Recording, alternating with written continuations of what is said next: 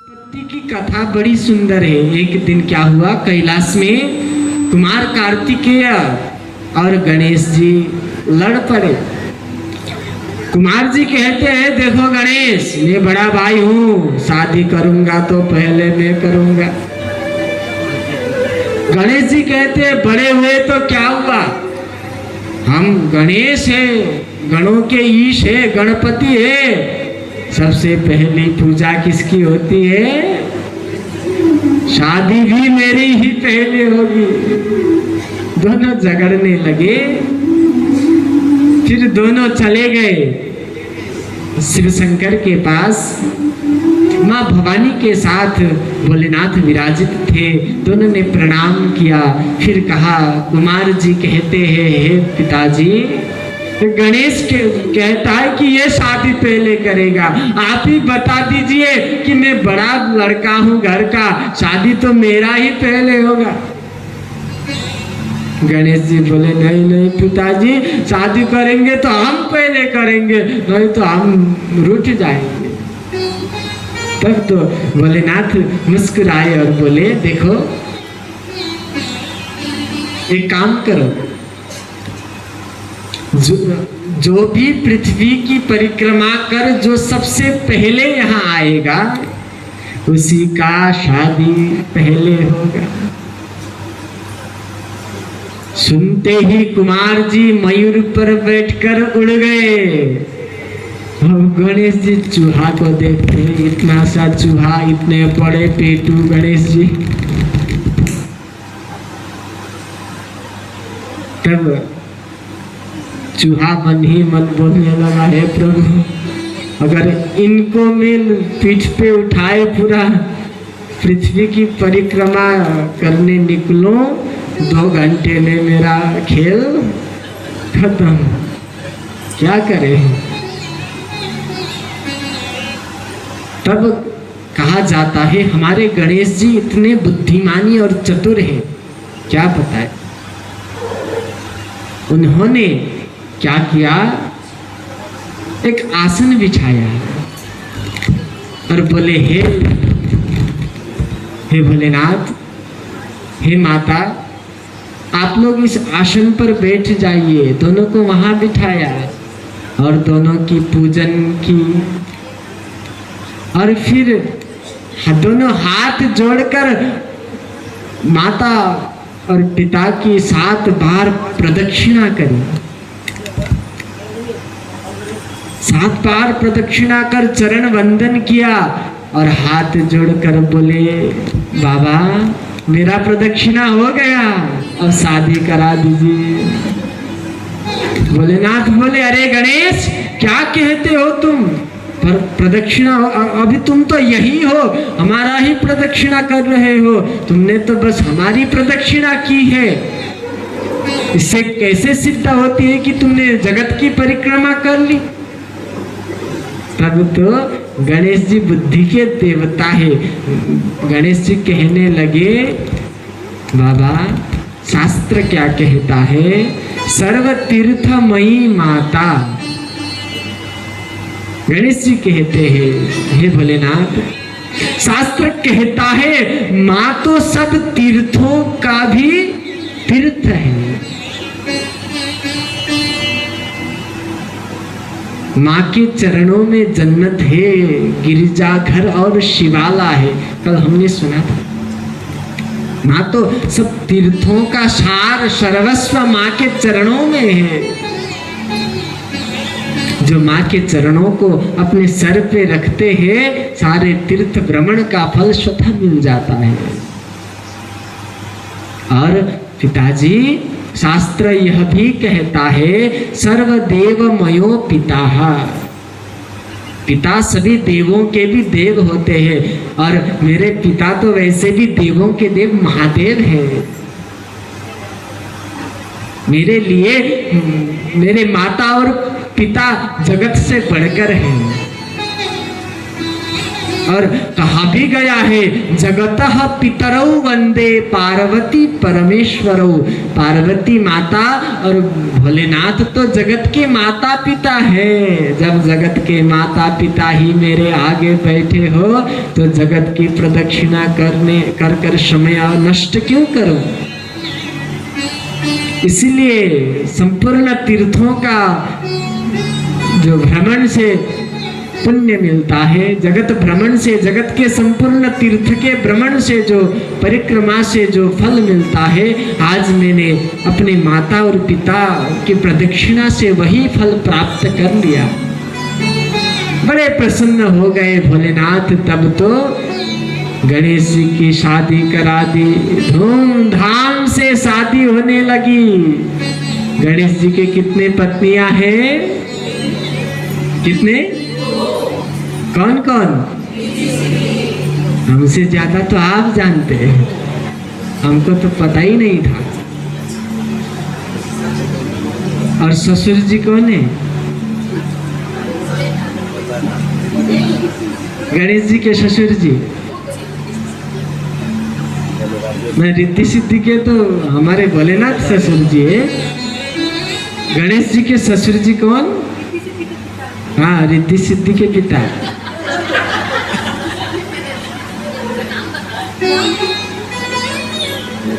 ये अच्छी उत्तर है। गणेश जी के ससुर कौन? रिद्धि सिद्धि के पिता। रिद्धि सिद्धि विश्वकर्मा जी की बेटियां हैं। बोलिए राधे राधे। तो विश्वकर्मा जी गणेश जी के ससुर जी लगते हैं। तो दोनों के साथ जब धूमधाम विवाह हो रहा था, तभी कुमार जी जगत घूमकर वहां आ गए। आकर कितने अरमान थे दिल में, यहाँ गणेश क्या वो घूमेगा। बहुत कॉन्फिडेंट थे कुमार जी, शादी अब तो मेरा ही होगा। इतने अरमान लिए जब कैलाश पहुंचे, देखते हैं गणेश जी दुल्हा बने बैठे हैं। सब दिल के अरमान आंसुओं में बह गए। तब बहुत बुरा लगा कुमार जी को, बहुत दुखित हुए। कैलाश को छोड़कर वह क्रौंच पर्वत पर चले गए। इधर गणेश जी का विवाह हुआ और जब कुमार जी कैलाश से चले गए, माता भवानी और भोलेनाथ को अच्छा नहीं लगा।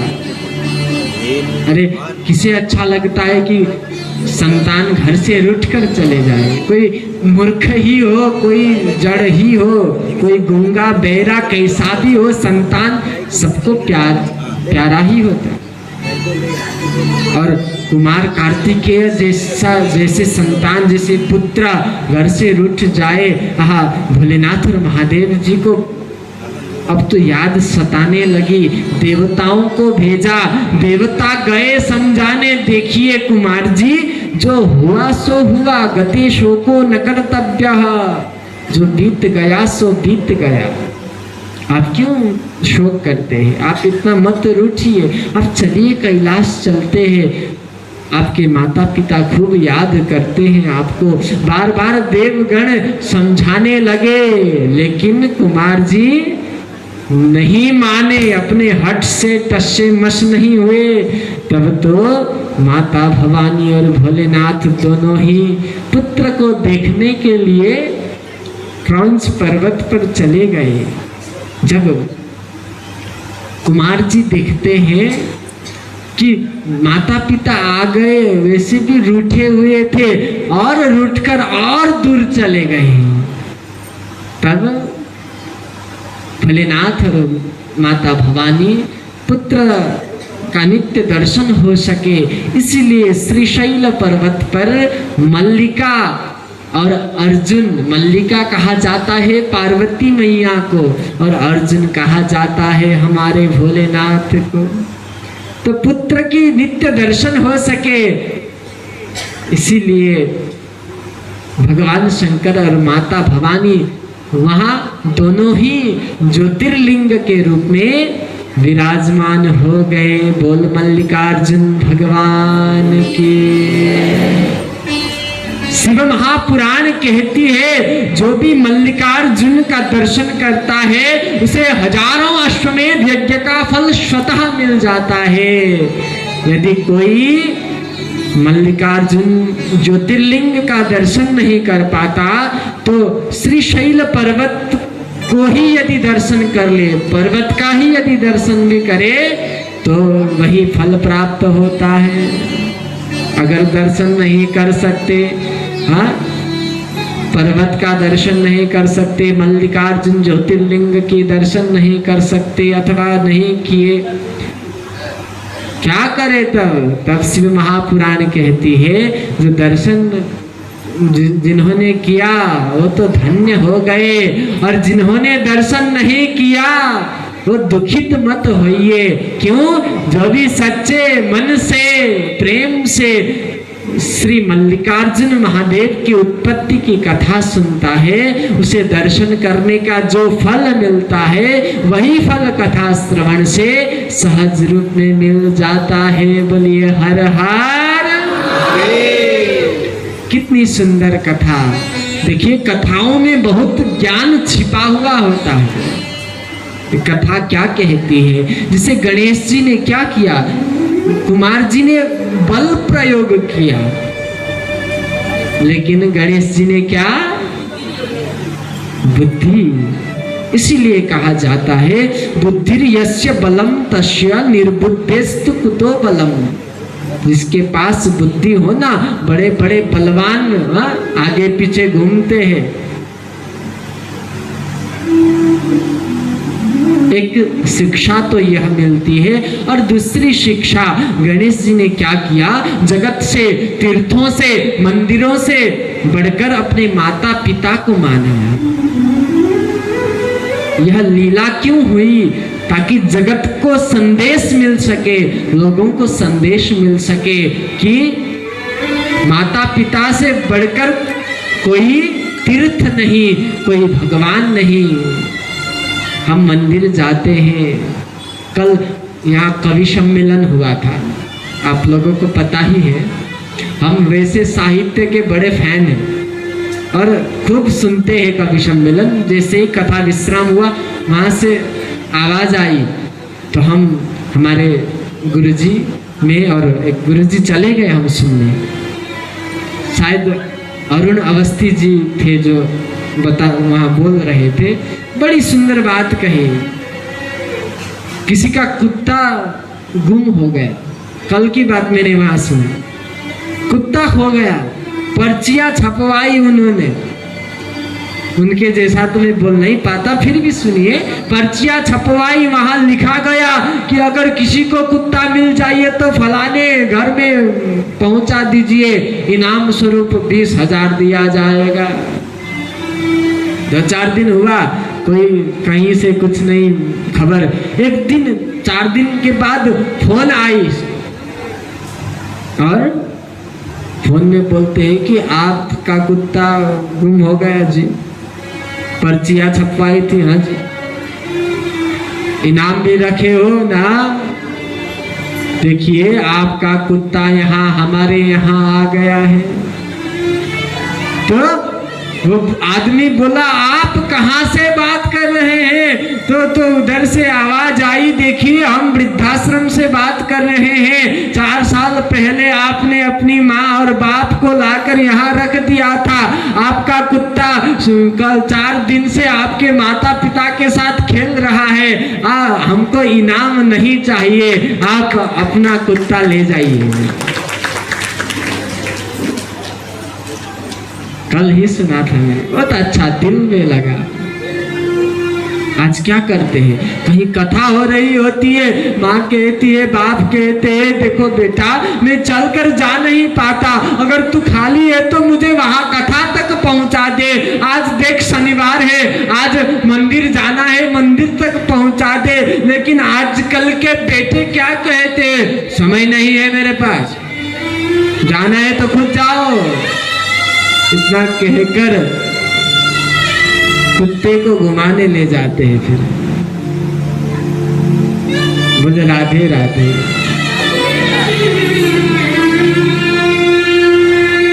माँ बाप से कहा जाता है न मातु पर दैवतम, माँ बाप से बढ़कर कोई ईश्वर, कोई खुदा, कोई मालिक, कोई तीर्थ नहीं होता।